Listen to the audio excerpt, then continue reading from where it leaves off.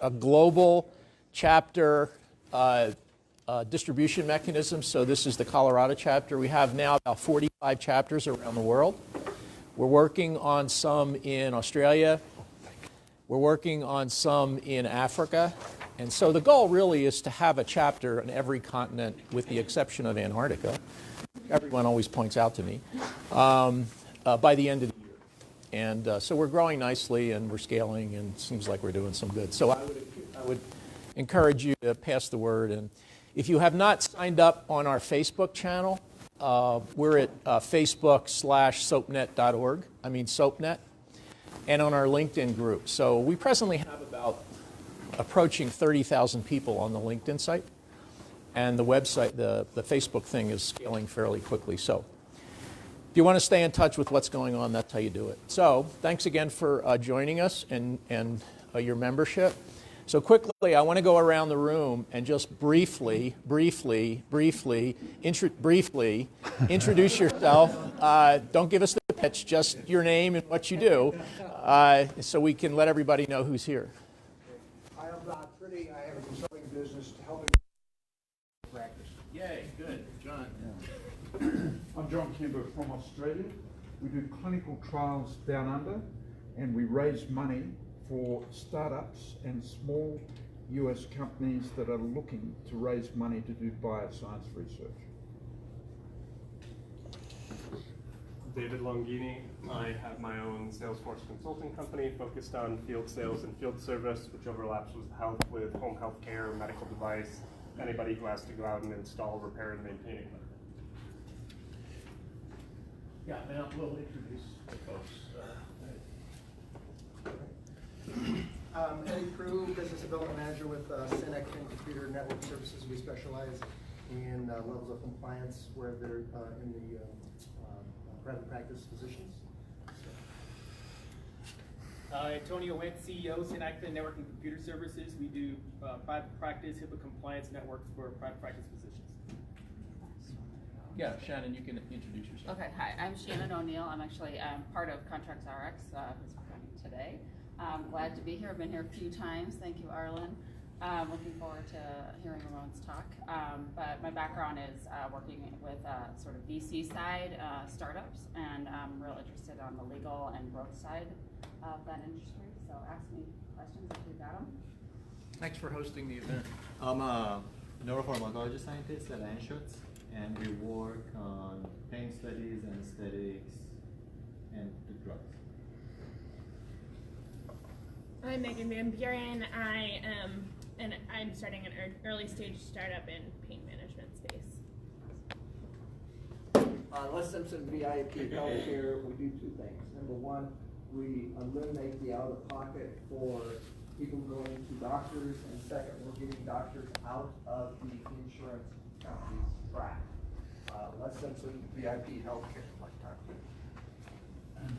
Greg Vogel, Bonaire Nasal Moisturizing Lotion, which has made Mitch McConnell so happy that next week he's going to actually crack a smile and tell a joke. Carol Wolf, the Posidyne Group. We help people rapidly increase their revenue without selling and navigate the future of employment. Carol Wolf, thank you. Michelle Thompson, background in banking and insurance. Recently I started consulting, mainly focused on helping businesses increase their effectiveness through relational skills. Flo Lowry, Aspen Commercial Lending. We are a commercial lender, so ground up construction, anything in the real estate space and in the medical space. We help medical practices to refinance debt, pay off debt, buy out practices, all of it.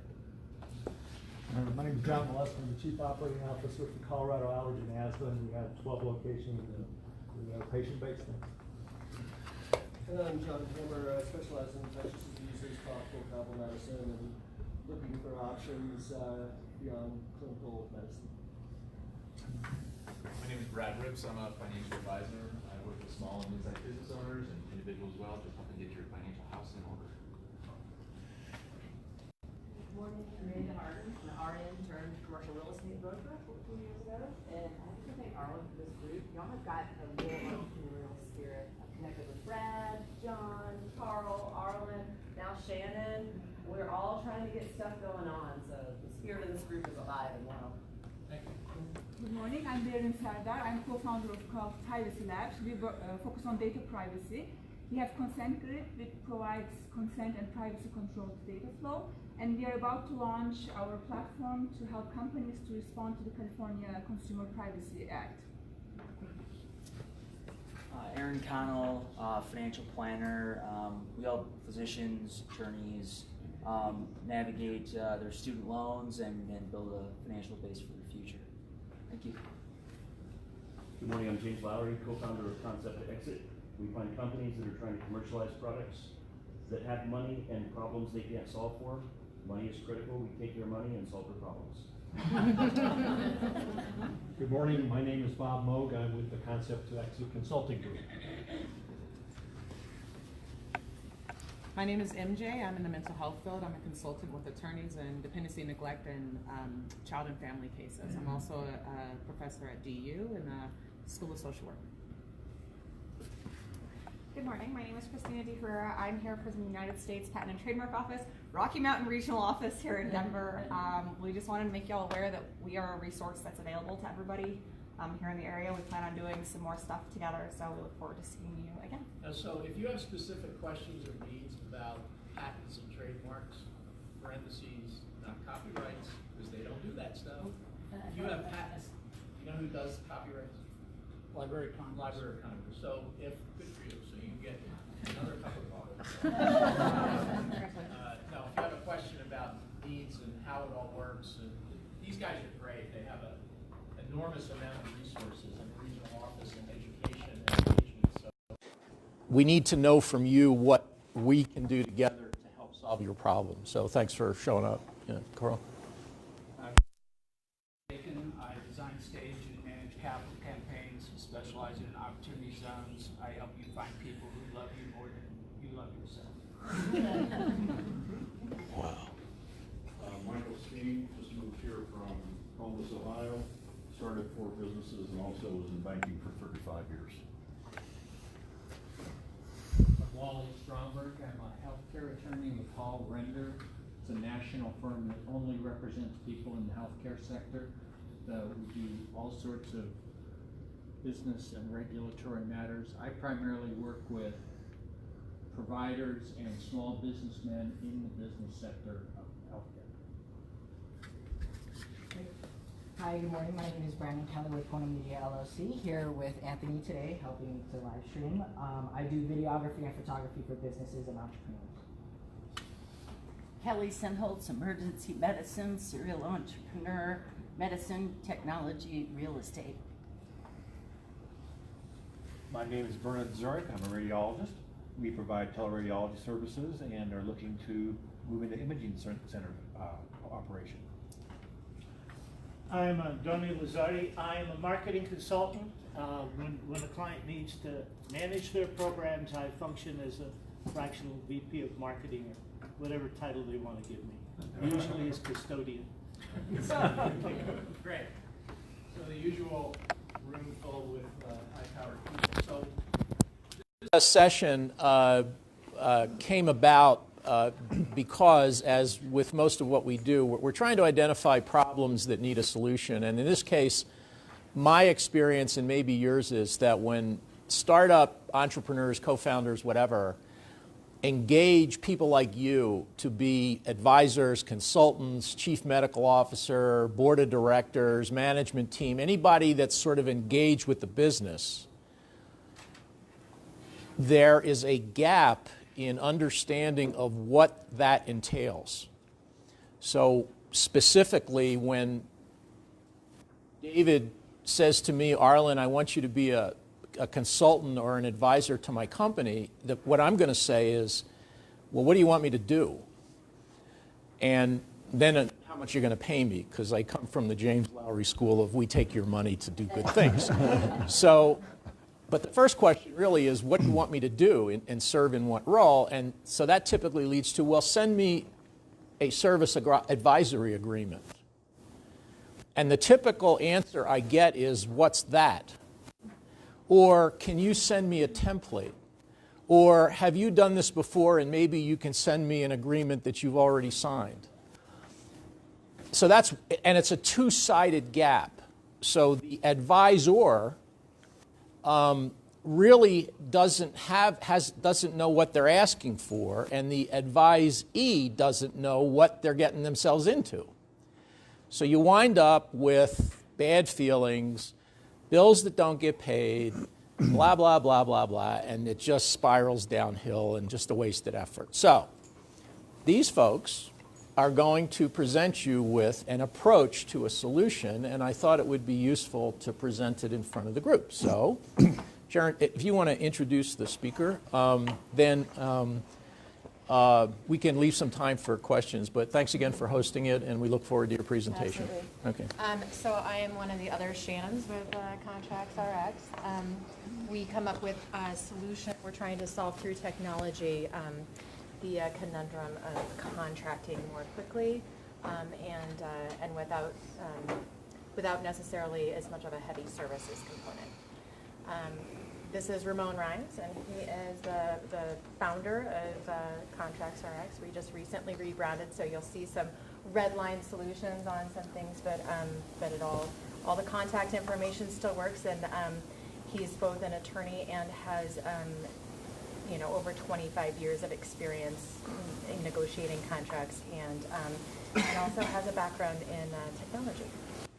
Thank you, and thank you all for being here today. Just by a show of hands, how many people, when they came in, actually gave Arlen a kiss? That's all? So a woman went in front of me to kiss him, and I thought, is he going to be gender biased? And he wasn't, I can tell you. And if you haven't done so, it's a refreshing experience. So, and I did wash my hands before I did it. All good. So how many people, just here as a level setting exercise, are actually physicians? Looking at that, probably, I want to say a good 20%. And then how many people provide services to physicians and the medical industry? And so here's an interesting point that I think physicians that have been practicing for more than 7 years already get. And that is that physicians are highly, highly skilled information professionals on a fee-for-service basis that unlock economics for other people. You can't really scale the fee-for-service model, but you can scale a lot of businesses around it, and hence the need for entrepreneurship inside of this space, because the way that the rules are set up and the way that the physicians have to practice and the investment that they make in order to do this business makes it very, very difficult to actually do the business. Anybody know how much money we're spending in healthcare in the United States, just off the top of your head? Just in all of healthcare services. Yeah, 3.7 trillion. 3.7 trillion now, right? And just last year and the year before, I mean, hundreds of millions less. So it's not only a large, incredible number, $3.7 trillion, a little bit, I think, around 18% of the U.S. economy. But it's also at its rate continuing to grow, which of course is just not sustainable. So we've got all that money out there, and the one folks that can actually make a difference inside of it aren't really making any money in that industry, because the physicians don't make the money on the trillions of dollars that are going there. That's not where the money is made. Any idea of what you think the number one cost driver is in the healthcare system in the United States? Pharmaceuticals would be my guess. That's what I would think as well, right? Just give me something to take for it. Legal, oh gosh, those guys have got to go out of it. But definitely not legal, and definitely not malpractice, and not those things. It's not the elderly, it's not women, it's not children. It's technology. Technology is the number one cost driver in our healthcare system. You get a new whiz-bang machine, and unlike in other areas where every 2 years you buy an awesome machine, it gets half price, or it actually stays the same price, except for Apple phones. They seem to just go up exorbitantly. But Moore's Law doesn't appear to apply for technology in healthcare. It's kind of crazy. Healthcare technology, and of course when we think about technology, we think about entrepreneurship. So we're really at the cusp, of course, we have been for some time, of finding new and better ways of delivering the healthcare, the healthcare problem in the United States. I would submit to you that we actually don't have a healthcare system in the United States. We have a healthcare reimbursement system. We have a terrific way of moving money in the United States for healthcare, but not a really terrific healthcare system, which is why. We actually don't have a healthcare system. We have a sick care system of systems. There's I should have known to step lightly in this area with saying, let me share with you my limited opinion on what's wrong with healthcare. I come out of the claims world, out of the insurance side, so I see the ills of what they come from. Technology, I have done practicing law inside of healthcare technology on the claims licensing area for, probably about over 10, 12 years now. And can definitely see where all the money is, but not necessarily where all the solutions are. So entrepreneurship inside of this space is long in coming. A lot of barriers to entry entrepreneurship when you're a physician. You've just spent a decade of your life investing in a lot of time and energy and money obviously to get educated in what you're doing and to become a practitioner. And when you then get into practice and you recognize the fee-for-service model doesn't scale, it's very difficult to pivot. It's difficult to pivot out of that. Organizations like SoPE and the support industry around entrepreneurship probably isn't ever, it's not as strong as it's ever been the way it is now. The strength of the support that you get for entrepreneurship is enormous. And SoPE is a big driving factor for that. So I really appreciate being here to speak. Today we're going to talk about specifically the risky business around investors, contracting with investors and advisors, but particularly on the advisor side. We'll talk a little bit about investors and advisors, but particularly on the advisor side, and the advisor agreement. So the first part is who's who. So when we think about what an investor does, right, very basically, an investor wants to buy part of your company for a really cheap price because there's high risk, right? And so if you know you're sitting on $1 billion company, it's not worth $1 billion the day you start. You know, an investor coming in and buying some of your shares early on, well, that's probably not a bad deal for them. You're buying under the curve. They're looking for a high return on investment, the close market fit for your products. You're solving a problem that they think should be solved and that they can make money off of. Also for founders that appear to be confident, capable, and trustworthy, that are able to deliver a product or service that sells. And between a product and service, investors like to invest in which one? Products or service companies? Products. And why products? You can scale them. Because you can scale a product. You can't scale the hours in a day. So really when you're thinking about investors, you're thinking about investing in early stage product companies. The advisor, on the other hand, sort of a friend for service in the beginning. It's kind of a, gosh, who do I know that can help me with this particular problem? Or what is it that an advisor does for me? Why do I even need an advisor? These folks provide a service to your company. That's the very important piece. Arlen touched on that in the beginning.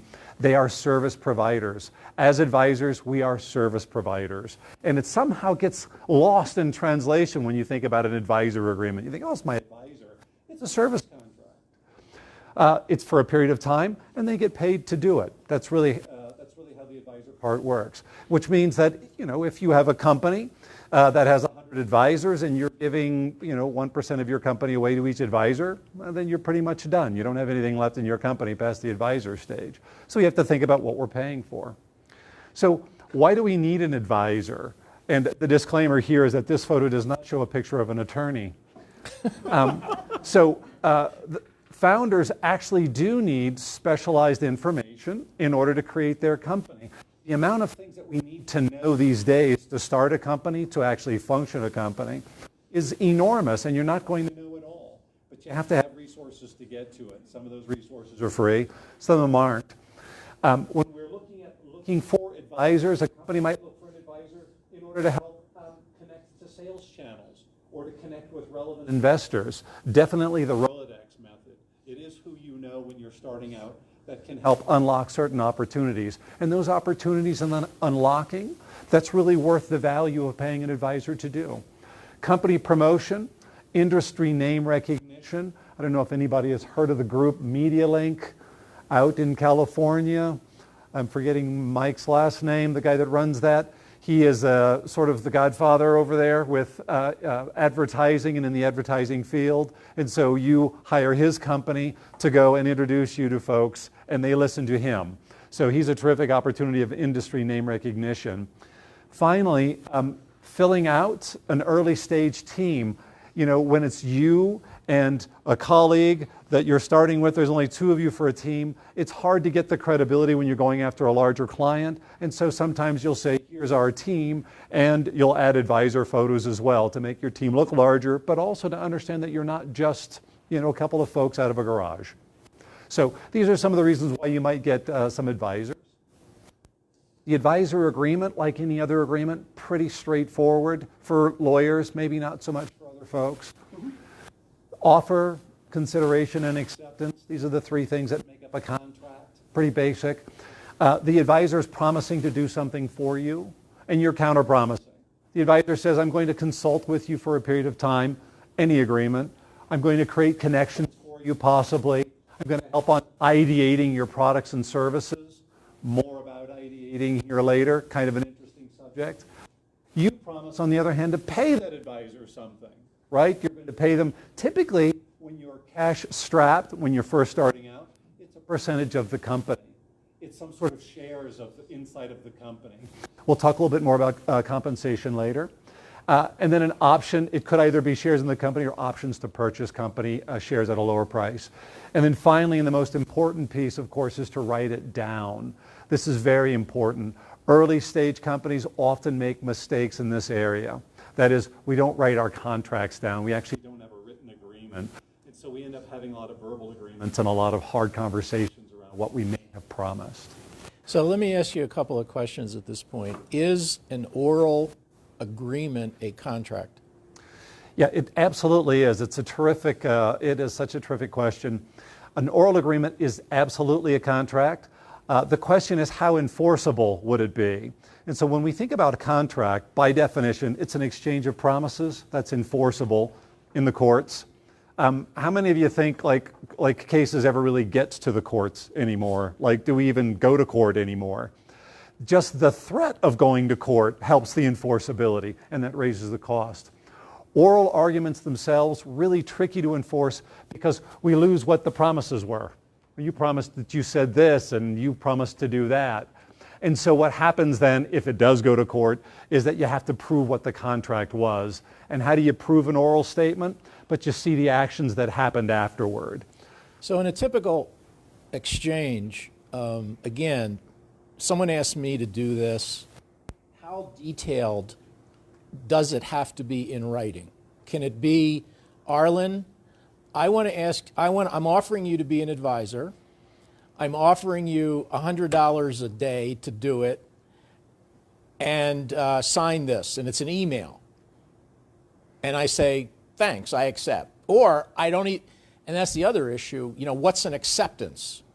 So let's forget that for the time being. But let's just say, I agree, thanks for asking me to work for your company. In a 3-sentence email. Yes. Is that an enforceable contract? Absolutely. So if somebody sends you an email and says, I want you to do this and I promise to pay you X, Y, and Z, and you write back and say, okay, we've had the offer. Person said, look, I want you to do this for me and I'll pay you. We've had the acceptance. You've written it down in an email. Since the Clinton administration, emails are in fact part of contracts. So at that point, you do have a contract, and the question is, do we have the terms all inside of that? Is there some question about what the scope or what the terms were? But that's definitely an enforceable contract. Okay, so that's my next question. So then, typically, the person wanting you to work for them wants to put as many paragraphs in the advisory agreement as possible. Yes. Like you get a 17-page legalese, blah, blah, blah, versus the advisor who wants as few constraints as possible. That's right. So I want a 3-sentence email that says, Arlen, we're going to hire you. Yeah. You send back a 17-page, obviously written by a lawyer document or template from Hyatt Legal Services that outlines everything from soup to nuts. Yes. What should the advisor do in that situation? We're going to touch a little bit more about scope and about what the right balance is a little bit later inside of the presentation, including compensation. This is a common question. This is part of what sort of drove the value prop for what we do at ContractsRx. There are some contracts that are not worth the value that it takes to actually review them. So you've got like it's a $200 or $5,000 gig, but it's going to cost you $10,000 to review the contract to make sure that you're not getting hosed. We see an awful lot of that. We have to simplify our contracts. And how do we actually do that is through templates. And if you have a template, how do you use it? We'll touch a little bit more about that here in a couple more slides. Will you cover memorandum of understanding versus contracts? Absolutely. That's a very difficult question. It would make me look bad to say so, so I'm going to give it to Shannon or the other Shannon. You can absolutely pick their brains. MOUs are interesting. It's an interesting memorandum of understanding, a letter of agreement, all of these things. The question is, does that constitute a contract? When do you actually have a contract? Or a letter of intent. Those are some of my favorites, letter of intents. Some of my favorites. One more question in relation to that. How is an oral contract a contract without consideration? It is not. One of the key elements for a contract is you've got to have consideration. And what is consideration? It's just an exchange of promises. So in Arlen's example, when the person said, look, I want to hire you, I want you to come and speak for us, and I'll pay you $100. All the consideration is there. He's going to get $100 in exchange for giving a talk. It doesn't mean you have to pay me the $100 at that moment. You're just making a promise to pay me $100. That's a very key piece, and that's why we underline the concept of promises. It's just an exchange of promises. An executed contract is a contract where all the work has already been done and the promises have been exchanged. Not a signed contract. There's a little bit of a misnomer there. Signing a contract means, yep, I accept. Executing a contract or an executed contract is a contract where all performance has been completed. You've been paid the money, you perform the service. The other issue that you'll run into if you do your job correctly is you will be subcontracted. So you start out with a startup, 2 people in a basement with a patent on the wall that says, I have no money and I want you to do blah, blah, blah, and I either say yes or no. 2, a major biopharmaceutical company who subcontracts your services to someone, to do something else, or a third-party intermediary that is working for a biopharmaceutical or a medical device company that then contracts me to do stuff for them, to do stuff for the big cheese. Now, when you get into that value chain and that food chain, you can expect a very long advisory service agreement. And you can expect oodles of paperwork and non-disclosures and due diligence and filling out all sorts of forms on the website. Yeah. I dare you to be a consultant to a major biopharmaceutical company. Yep. It's real heartburn. Now, it depends to you whether it's worth it or not. I mean, ultimately, whether you do this depends on the value of the engagement to you, tangibly and intangibly, versus the compensation. Is the brain damage and the work simply worth it based on what you're promising to pay me or compensate me?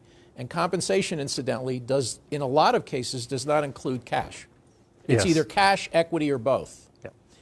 So just a couple of points for you to, and finally, and maybe you'll get into this, if you are the contractor or the contractee, there are significant tax and liability issues that result from the promise. Warrants, stock options, all that stuff. So before you get involved with this, you really need to have a financial advisor, an accountant, a bank, somebody that understands the implication, because you could wind up paying taxes on shares that are worth nothing. Implication and obligations. Yeah, all kinds of stuff. So that's why we're presenting this. So heads up, get the right people to inform you and make an informed decision. Yeah.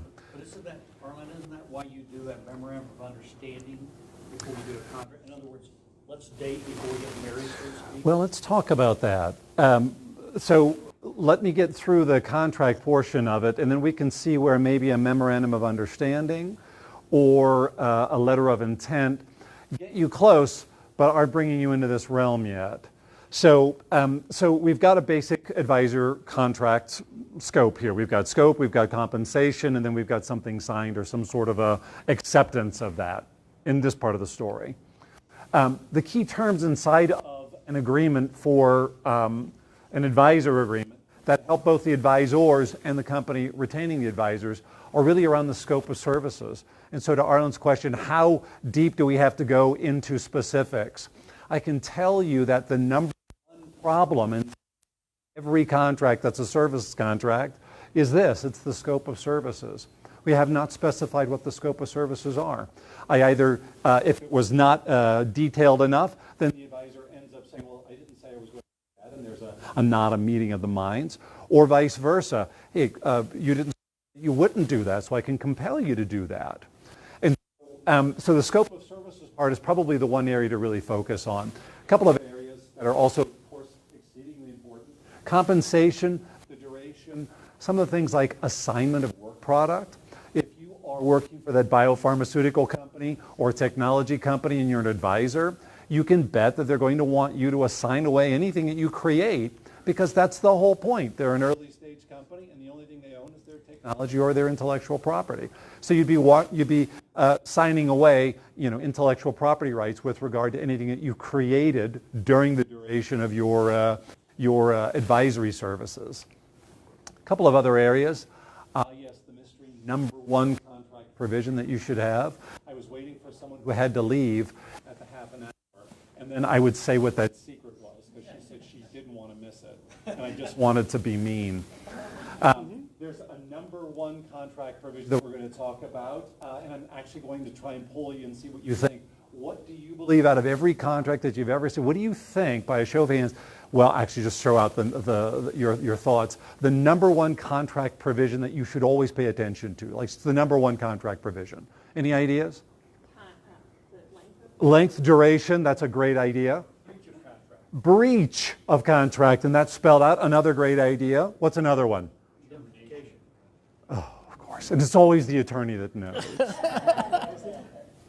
Yeah, absolutely. The answer is, I'm not going to tell you. No, it's termination provisions. Yeah, absolutely. When we have breach, if we have a way to terminate early, I'm good. I don't have to go through the breach argument.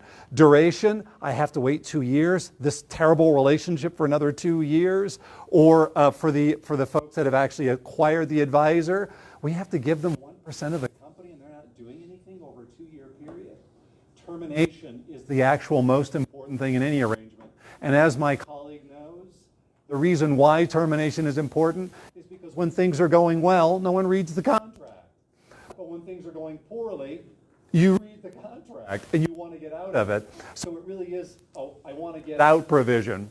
So it seems kind of odd to say I'm excited to create a contract. It's one of the funniest things is creating contracts. We're all excited when we get into them, and we have to prepare for getting out of them. And the termination provision is, in my opinion, and I think my colleague shares that opinion, is the number one contract provision that you should pay attention to. And to answer sort of your question, I typically, and I don't know how everybody else does this, and I'm interested in how you do it, but I think it's a good idea to build in the divorce before you. How do you walk before you run? Particularly in startups, particularly in situations where neither side really understands what they're getting themselves into. Particularly in situations where you really don't know you can deliver what the person is hiring you to do. A typical example is raising money. So not infrequently, a startup will come, not just me, but people like you, and say, Carl, I want you to connect me to your Rolodex and raise $500,000 for our seed round. And they think Carl's a pretty good guy and knows how to do this, but guess what? He can't. Or the people he asked aren't interested. Whatever, there's a million reasons. You just never know. So what I propose is, I'm going to do this for a month. We're going to agree to work together for a month. And it's a pilot. It's your first date at Starbucks. And after a month, you tell me whether you want to renew or renegotiate the agreement. And then there's no hard feelings. Like, okay, I gave it my best shot. I couldn't meet your objective. Thank you very much for what you paid me for that month. We're okay. And you know what? Usually it's the world is a round place, and when you get to a different place, you come back to me and you say, you know, I'm in a different place. I want to use you again, whatever. That's the point. But my advice, and most advisors, you rent, you do not buy. Rent. In other words, you don't want to sell them the company because now they're an owner. You want to rent them. In other words, you pay them money for a period of time, as I just said, and then you can decide where's the value on both sides. Because my agenda may change. You hire me, I do it for a month. A month later, Lowry offers me, you know, $500,000 to work for his company. And I don't want to work for you anymore because I'm laddering my commitment. Yeah. I want to work for the highest yield commitment. Yeah. And if you're at the bottom of the ladder, it's like a bond ladder. I want to rotate the bond to a higher interest rate. So I'm going to do the same thing with an advisory portfolio. So there's lots of ways to play this thing. And finally, the contract isn't worth the paper it's written on. It's the people you sign it with. So I don't care how many pages of gobbledygook you send me. If I don't like you and I don't want to work and I don't trust you, I don't care what you send me. I'm not doing it. Yep. Well, I think to your point there, though, is having been in the merger and acquisition space, it's a very difficult concept for early stage businesses to understand how much more expensive equity is today, right? And so in that stage, when they're saying, let's rent, let's start dating, we can't pay you yet, but we'll give you shares. Right. And that's a common piece because they don't realize how expensive that is versus let's pay out of pocket for that month and realize. So your point specifying as the advisor, this is a month agreement. You can afford that because you have to. And oh, by the way, when someone says we can't afford to pay you, yes, you can. You just don't want to. But that's because they don't understand the concept. Right. Particularly if it's a month. Right. Here's some worthless paper that we all hope is worth something. Well, no, absolutely. Look, the other part of it also is it's an allocation of risk, right? So from the entrepreneurial's perspective, cash is, you know, the uncertainty around cash flow is enormous. And so they think, this is an investment that I'm making. Will this investment yield something? If the entrepreneur can use paper, fully dilutable paper, why not? They're giving you currency from the bank of their company, right? And so it makes sense to them in the short term. Of course, in the long term, it gets a little tricky. Very difficult for advisors to have 15 companies that they're advising for and have you know 0.25% of share in each one of these companies, right? You can't pay your own mortgage with that, of course, also. And so what are your feelings about and I hate to just keep going on and on, but I want to get these things out. What do you think about, for example, SAFE agreements? So a SAFE agreement is a simplified agreement for future equity, SAFE. It was concocted by Y Combinator, this big deal startup accelerator in the coast, and it was designed to address this problem. What's the contract in plain English? What do you want me to do? How are you going to compensate me? What are the expectations? But it does not. It's a page. It's a page and a half. You can download it on the internet. Yep. So how does that jive with all the legalese that the lawyers want versus the simplification that I want? Yeah. So there's definitely a balance. There are some very key terms that an entrepreneur must have, in my opinion. There's also terms that the advisor would like to have as well. We're going to touch on a couple of them. In fact, you can see them up here. So, for example, we want to make sure that we've got confidentiality, right? If you are speaking with an advisor and the advisor's got the ability to share everything that they've spoken with you to others, that's kind of a problem for the company. But we've also got this concept of, oh gosh, a non-compete would be kind of risky, right? That's risky for the advisor. But you can also see that if the entrepreneur is paying money for your services for a period of time, they don't want you to take your services and your knowledge and maybe support a competitive outfit, especially in the early stage. And so I don't think the SAFE agreement deals with a number of these things. I also don't think that the SAFE agreement necessarily handles scope effectively. That said, if you know the common areas or the checklist of items that you actually need to look for, it almost doesn't matter what agreement you use. You just want to make sure that it's there, right? And the trick with the advisor agreement, the trick with anything is that you're not a repeat player unless you're the advisor. If you're the advisor, you are the repeat player. And it definitely behooves the advisor to create a contract for yourselves, if you're going to be doing this as a service offering, and make it simple, and make sure that all the big buckets are checked off, so that when you give that advisor agreement to the other party, they can read it, they get it, and that there's no contracting process. Because that's the one thing that I think irks everybody. If it takes too long to get into contracting, then we're wasting our time, because no one gets paid at the MOU or the LOI stage.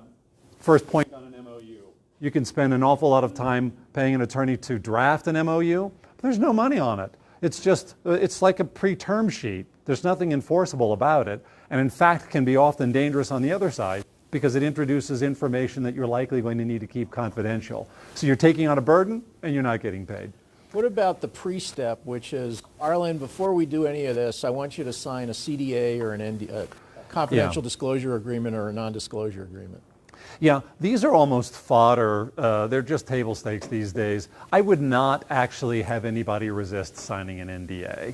And the reason for that is because provided that the scope of the NDA is limited to the conversations that you're having with them, you're in good shape. Like, this is just the kind of stuff that it's a check-the-box exercise that early stage companies have to have. If they're going to go for larger money, the folks that are giving them money want to make sure that they own what they're giving money for. And so it's a pedigree type of a thing that you actually have to be able to demonstrate and show. I would be very careful about an NDA that's very long, in terms of the term that you have to keep confidentiality provisions for. I would also be careful about NDAs that have non-competes in them or non-solicits. If it's got anything other than I promise not to say anything, then it's probably something you don't want to do. So what's a reasonable length? I would limit an NDA at this stage literally to not necessarily time, but just our conversations that we're exchanging. So I wouldn't put necessarily a duration on it, I'd put a subject on it. So Wally, what's your take on that? I agree with the subject is the most important thing. Yeah. I usually like to add in 6 months or a year after we stop. So if someone says 5 years, in some instances 10 years, that's ridiculous. That's ridiculous. You don't do that. Absolutely not. Ideas change too quickly at that stage of your company. Right. Yeah, but on top of all of it, like, are you going to, like, if you're signing an NDA and you're not receiving any compensation for this, you've taken on the burden of needing to remember not to say something the next time you're out. Right. So enforceability of NDAs, big question. Are you going to be taken to court? No, no one's going to actually go to court to do this until it's worth an awful lot of money way downstream. Right. If there's not enough money in the stream, there's not going to be a fight. No one's really going to fight for the sake of fighting. However, you can get the nasty grams, right, that says, hey, you signed an NDA, you're not supposed to do this. And this becomes a headache that you have to deal with. How enforceable is the non-compete or the restrictive covenant? So the non-competes are super interesting. In the state of Colorado, it's best to think of a non-compete really as being based on unfair trade practices. The reason why I ask you to sign a non-compete is because I'm sharing with you specialized information, and it would be unfair for you to take that information to a competitor. And so in the realm of keep it confidential because I shared something special with you is where you have the enforceability. So if it's just Arlen is a great guy, he's got a lot of knowledge, I shared with him stuff that inevitably he's going to share with someone else, that would not be enforceable unless you were at the table, a super high-ranking person in the company setting all sorts of direction. You don't want someone to come in and learn your business model and go, oh, well, we learned his business, let's just take it somewhere else and we'll duplicate it. No, you're spot on right. And this is why when we think about a non-compete versus confidentiality, the confidentiality protections would prevent more of this versus a non-compete. You can't take someone's information that's confidential and share it with others regardless of the purpose for doing so. And so I would definitely, if I'm an advisor, I would probably shy away from the concept of non-compete, and I would actually have the advisor go more toward the confidentiality. Definitely more of that. Non-competes are kind of an iffy thing. If you have an NDA that has a non-compete in it, I think we need to seriously consider what coffee the other party is drinking. Christina, what's the role of trade secrets? And you know this question was coming. So you work for I work for a company as an advisor whose intellectual property is a trade secret. Not a patent, not a trademark, not a copyright. It's a trade secret. And so if I sign on as an advisor Therefore, I promise not to reveal the trade secret, assuming they keep it and all the stuff that goes with it. But that seems to complicate all of this. If you're an advisor, you should not be having access to the trade secret. Hear, hear. Because then it's no longer a trade secret, and it would invalidate the trade secret. Part of trade secrets is how many people have access to it, how much of it they have access to. Does everybody have access to the whole thing? Do certain people only have access to parts, right? So if you're bringing in an advisor who's not an employee, who's not someone who's there full-time working on this thing, you're really putting your secret at risk by contracting out that secret. And I would, Advisors should not and I would imagine, given the software world, that because a lot of software IP protection is either copyright or trade secret, no? It's mostly copyright. The very complicated stuff would be trade secret, and you can actually patent some software. And so, interesting point for advisors is if you see this entrepreneur coming up to you and saying, "Look, I've got this great idea. Here's my trade secret." You might want to say, "Well, no, wait, don't tell me that part. I'm not helping you if you tell me your trade secret." That's not where the advice goes. This gets back to the scope of the engagement. Can I tell you how I used to handle it? Absolutely. So I was a senior advisor with a bank where we did corporate advice and raised a lot of money for small companies. Yes. In Australia. We never signed NDAs, ever. What we had in the foyer, near the lift, when people were leaving, was a big brass sign. And it said, "What you see here, what you hear here, stays here when you leave here." Like Las Vegas. Yeah, right. I have people signed saw an that and NDA. they knew that we were serious. Yeah, no, I think that makes sense. That's a part of the enforceability, and that gets to the protection of trade secrets and copyrights. Absolutely. Let me A little bit more and see if we can't come up with maybe some sample scopes. So in the advisor agreement, in the advisor relationship, what could possibly go wrong? Certainly, maybe my top 5 anyway. The services are not well defined. I mentioned to you that that's the biggest part of where conflict is. If there's something that's going to get you in trouble or get you in conflict with who you're serving, it's that you didn't really have a good understanding of what the services were going to be. Second part, you've been paid too much compensation for the advisor, for the value that they got. That is, they made a bad deal. Now, does the court protect you from a bad deal? No, bad deals are enforceable. It's just going to cause conflict. That's what could go wrong from a value proposition. I'm in a situation now, small company. They're starting to get much bigger now. They're starting to raise some real money. When they started, they had an advisor on board in the early stage. He was a founder advisor. And he has got maybe 20% of the company in shares now. Haven't seen him for 8 years. He hasn't been there. He hasn't done anything for 8 years. My client has called me up and said, "Can you give him a call and just talk with him and see maybe how he can go away?" I'm going to get right on that. Don't you have a vesting schedule for that for the reason?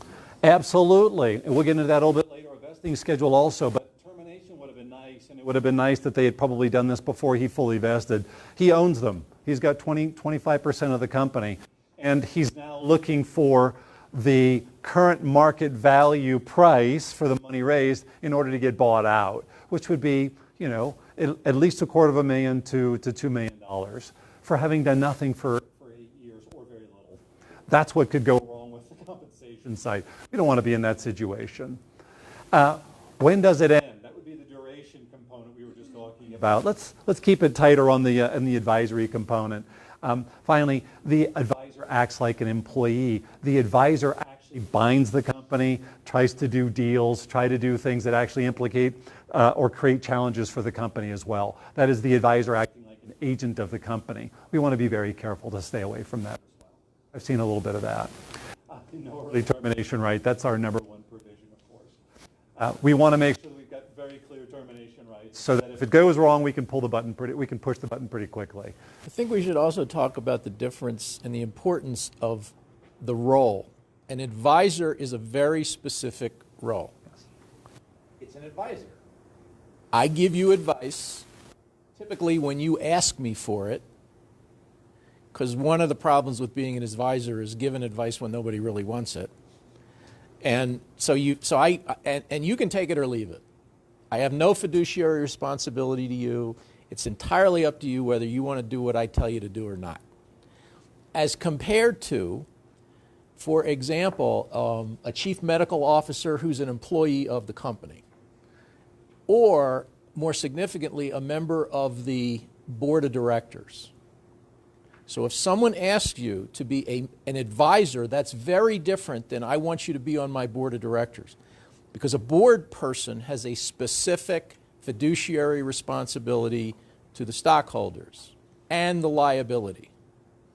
So be very careful what you ask for. And there are all kinds of tax issues and stock issues and liability issues and all that other stuff. So some people say, oh, I want to be on a board. No, you don't. Not a good idea if you really don't know what you're getting yourself into. This is really worth pausing on because you also often hear board of advisors versus board of directors.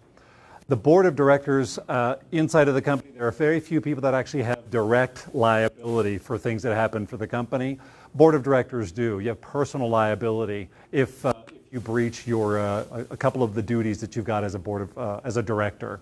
And as a startup, it was easier for me to get a board of advisors than it is to get a board of directors because they're legally liable for anything. Also, they expect to be compensated as a board. That's right. So, but I don't want us to get confused around what a board of advisors does. It's a group of people, they're advisors, but they don't have a board of director responsibility. They're not really an official board that impacts the company. And I've received offers to be a director on the board of advisors. That's exactly. That's perfect. Like, what's that about? What does that mean? Right. What does that mean? Yes. Right. Yes. So be very careful. That's actually enormously important. Being a director on the board of advisors. The board of advisors is a non-functioning organization in terms of it doesn't have any fiduciary obligations. But being a director there, and then we start to get into well, if you're a director there, you're at the director level and you're using that title, are you bringing that on? Are you taking that responsibility, even though that's not really what was intended? That gets really murky. That's a very good example.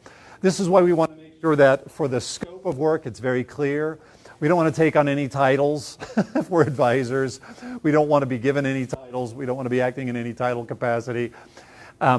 So a scope of work and a sample scope of work might be something like this. We've defined the amount of time that would be the commitment, where you have to be attending quarterly meetings, attending advisory board meetings, and responsiveness, of course. It's good to set these rules up in the beginning with the entrepreneurs because you'll get calls at odd hours or things that aren't really necessarily scheduled because entrepreneurial work can be sometimes, quite often, not fitting into a sort of a normal set of days. The services that you might expect an entrepreneur or an advisor to give to help promote the company, right? Give insights to the company and its direction, actively promote the company, open up your Rolodex, and make some connections for us, and maybe even promoting some of the materials that the company might have. Like, I'll go ahead and be a great spokesperson for you for this particular group of people. Would it be out of line to have hard numbers? In other words, as an advisor, you need to introduce me to 5 potential investors, or you need to introduce me to 10 new customers. In other words, if he's going to only have 5 hours, he can sit there and BS for 5 hours. No, you're spot on right. Introducing hard numbers. Are you introducing me to investors? Are you introducing me to potential customers? Yeah, what you're touching base on here really is the rub between the advisor and what they want to do and what the entrepreneur is looking for. Bless you. The metrics around the service goes toward the valuation, right? This is interesting. From the entrepreneur's perspective, I want 5 introductions. The quality of them I'm not going to talk about. Just I want you to introduce me to 5 people. From the advisor's perspective, look, I could be giving you 5 hours of my time. What is the value of a 10-minute phone conversation? In 10 minutes, I introduce you to this person. It's exactly what you're looking for. What's the value of that 10 minutes? And so when we think about the milestones or the metrics that we're utilizing in order to value the service, we should think about the nature of the services that the company provides, provides, the advisor themselves. I'll venture to say that advisors are more in the connection space and in the helping you frame an idea, which will save you a bunch of time or make an opportunity possible, but less around the metrics of it's got to be 5 and it's got to be 5 hours or this. Unless, of course, you're paying for consulting services. But I would avoid the metrics component. You don't hire genius by the hour. Now that, in other words, in a lot of advisory situations, you're paying for brand equity of the advisor. You're not paying for face time. You know, Michael Jordan doesn't show up for Nike whenever he's got brand equity. He gets paid because his name is on the sneaker. It's the same deal for many, not all, but many advisory agreements, particularly when it comes to raising money. And that's another problem, which is what I call the I eat what you kill syndrome. So you hire me to connect you to Kelly because I think Kelly wants to invest in your company. Well, once I make that introduction, it's up to you to close the deal. That's not my deal.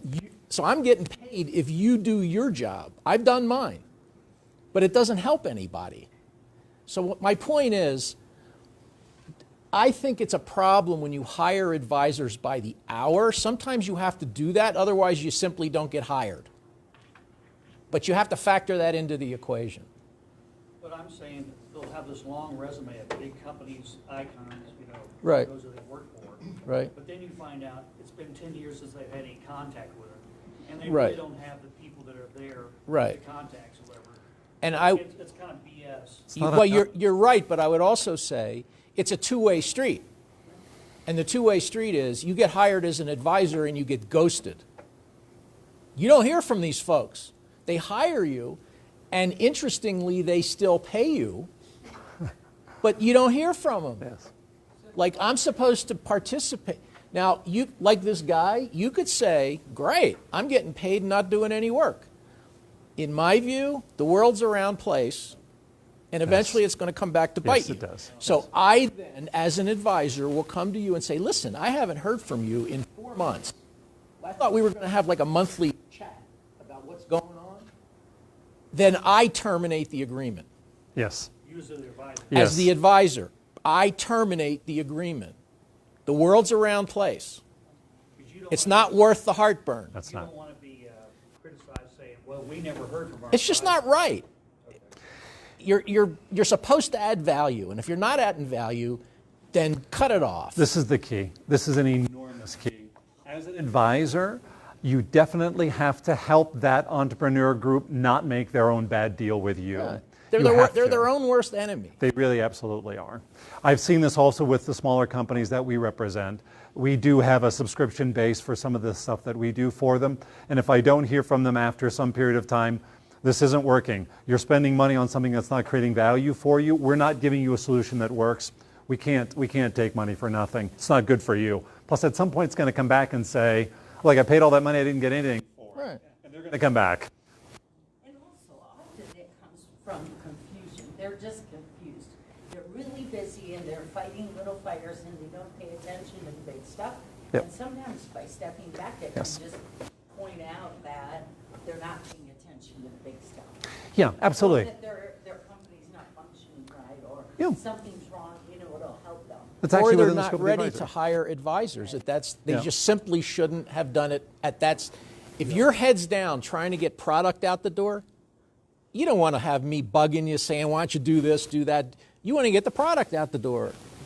When you start scaling, maybe you need some strategic advice, then let's have a conversation. Yep. I think there was a comment in the back. Yeah, I mean, to that point, a lot of times in the contract, you cannot assume that the client of the business knows what is in the contract. That's right. I mean, I spend a half explaining things that they don't know, that they need to know in order to hire you. Yes.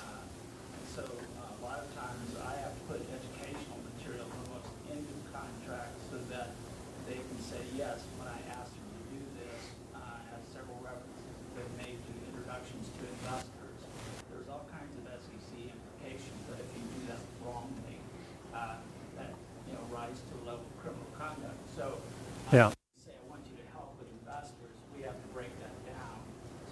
understand that certain things are permitted or not. Absolutely. And what's so interesting about how contracts are morphing in the digital space is that now we have the ability to embed video inside of a contract to almost explain what that portion of the contract is. It's part of a service that we're coming out with here at the end of this week. So the ability to actually explain the contract term as you're getting into it so that you actually know what you're doing, so you can save time in those kind of components. Absolutely. As advisors, you are absolutely trying to remove the friction between the service that you provide and the entrepreneur that you're serving. Because I've had advisors say, well, you need to get more sales. Well, no shit. Why don't you introduce me to five customers? This falls into the rubric of, well, look, you just need to look at your watch. That's what time it is. I totally get it. Of course, sometimes that's actually, it's the economy, stupid. It's the thing. But of course, how much are you paying for that? You kind of feel whether you're getting the runaround or not. It gets back to the scoping exercise. Yeah. One more thing is technology. We're talking about the divorce or the breakup. Yes. Is that, like, I had a friend that was doing about a $5 or $6 million deal, and the person turned out to be a little sketchier than she had assumed. Yes. And both of them had taken part in recording each other as far as those are legally admissible, and anything you say and do on the phone can and will be used against you. Well, it's so interesting. We live in a state where you don't have to have permission for both parties to record the conversation. That's not the case in California. I was doing a negotiation with WellPoint Anthem, with their counsel, and one of our business people was in another room. And while I was in the room speaking with my counterpart, I had an open chat line that happened to have turned on the microphone. And all of a sudden, my face just flushed red when I realized that I'm actually recording what we're doing. I'm transmitting it to an unknown third party. That's illegal. That was not great. And if this is being watched by anybody in the state of California, I don't know all of these comments. So it is important before you do the recording to understand sort of what state you're in. In the state of Colorado, the law is only one party of the conversation needs to give consent, not everybody. But there are other jurisdictions that have all consent, so it's something to keep in mind. That is that you have to disclose before the recording. It's always a good idea to disclose. The third party cannot do it. Like if there's two people talking and you're recording it, that's probably illegal. Yeah, you just have to have disclosure. You only need consent in the state of Colorado from one person for the recording. So if a third party is recording, well, here's an example, right? We're recording everything that we're doing here. You only need consent from one party or one person inside of it. You don't need everybody's consent, which is kind of interesting. That'd be kind of an interesting thing to think about for all of this. We've got other proprietary rights with regard to images and things like that. You're going to need to quit in 5 minutes. Yeah. Oh, well, if that's the case, then let me get right to 5 minutes. Okay, we were talking about compensation. I did want to speak briefly about compensation and fast-talking lawyers. That's really what you want to go for. So compensation typically comes in either cash or in shares, as Arlen had mentioned also. And even of the shares and the types of compensation around shares, options are becoming quite also attractive, right? Like I'm giving you the option to buy shares later. Options can be useful to avoid tax consequences, right? Because you don't really have anything until you exercise the option. 83B is a good term to talk with your financial advisor about in general. Receiving shares in the beginning is kind of a risky bit of business for the advisor, receiving shares and giving shares. Options are a good way to go. Options, I think, are a good way to go because there is an exchange of consideration, but you purchase the option, you purchase the shares later. You actually get control of the shares later. So that kind of defers the compensation. Would you pay taxes on the stocks that you would get up front? You do, well, that's the 83B election component, but yes, it depends on the value of those shares. Usually in the beginning, they're not worth a whole lot, right? I've got a $3 million valuation. I'm giving you a percentage of my company. That's what we think it is. If you do the 83B election, you can defer some of the tax consequences until they actually come into the money. However, taking shares up front is something that does drive a tax consequence, and I would definitely have advisors, as well as companies, talk to tax professionals before doing that. Options can avoid that conversation for a bit. Payable over a vesting period. We talked a little bit about the vesting period. The vesting period is pretty important. So the question always comes up is, I'm being offered options, what's a fair offer as an advisor? Yes. And my and just my experience is, A, it depends on what you're being hired to do. It depends on how much work you're being asked to do. Yeah. And it's typically going to be about 0.5% to 5% if you're on the board. So it really depends on what the situation of the company is and what you're willing to accept, because it's all negotiable and all that business. Yeah. And For a 2 to 4 year period, right? and the vesting period and all that business. So Yeah. bottom line, talk to somebody, financial advisor, accountant, lawyer, so you understand what you're getting yourself into. In terms of framework, I found this chart to be pretty useful for both parties because it does talk about sort of level of effort, stage of company. And so if it's an early stage company and the level of effort is super heavy, expert level, you can probably get more than 1%. It does go up a little bit higher than that. If it is a growth stage company, they've already got their ideas worked out, they need you for something super narrow as an advisor, then it's going to typically be less. We do speak about percentages of shares in the beginning, like I'm going to give you 1% of all of my shares of the company. It's just easier for the math. The reality is it's going to translate to some number of shares or some number of options. I would take a look at the valuation of the company, the level of effort, and I would also take a look at certainly the stage of where the company is in order to kind of get a feeling of what the value of the shares might be and what your time obviously is worth. You can't take a whole bunch of advisory positions where you're an expert 1% of these companies and they're not yielding any cash, or there's no way to come out of it. So, and it depends on if you're in a private company. Again, if you're on a board of a private company versus a public company, much different. The average salary of a public board of director is $43,600, but the average compensation per board meeting is $2,573. I know that because they just published these numbers. Of course, it's going to be different if you're in a startup. So it just depends on the situation. All right. Last piece is, of course, lack of knowledge increases the cost of transactions, both for the advisor as well as for the company. So understanding what it is that you want out of the relationship before you start is always key. This is just sort of the basic key. So you've got an advisor agreement or a template. You've not done this before. You don't know how to evaluate it. This is the problem where they've just plopped over to you a 17-page document. What's the best way to do this? This is where what we do comes in handy. ContractsRx has produced models essentially for contracts. We have a model for advisor agreements that helps you evaluate the contract and then score it to kind of see where it would land in terms of a normal or what you'd expect out of an advisor agreement for the situation that you're in. This is something that we produce on our website. Please look for one of us afterward, and love to give you access to it if you have advisor agreements. The trick with advisor agreements is that you just don't do them all that often, and so they tend to be expensive agreements because it takes a lot of time. You don't do it all that often. That's where models and understanding, just a guide to get through it, makes things cheaper, makes it really faster to go through. That is the end of my presentation. Thank you. Great job. Thank you. Yeah. So we have time for one or two more questions.